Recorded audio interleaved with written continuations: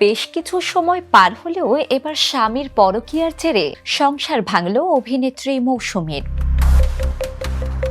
ছোট পর্দার জনপ্রিয় অভিনেত্রী মৌসুমী হামিদ ও লেখক নাট্যকার আবু সাইদ রানার সংসার ভেঙেছে। বছর দুয়েক আগে বিবাহ বন্ধনে আবদ্ধ হন তারা। গত বছর নভেম্বর থেকে এক ছাদের নিচে আর বসবাস করছেন না এই দম্পতি।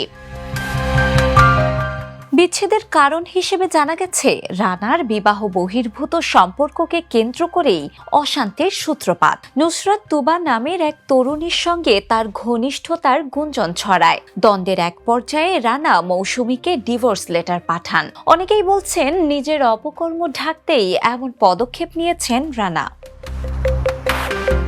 ঘটনার সত্যতা নিশ্চিত করলেও বিস্তারিত কিছু বলতে রাজি হননি অভিনেত্রী মৌসুমী হামিদ, বরং কিছু বলার পরিস্থিতিতে নেই বলে বিষয়টিকে এড়িয়ে গেছেন। বিনোদন ডেস্ক, দ্য নিউজ।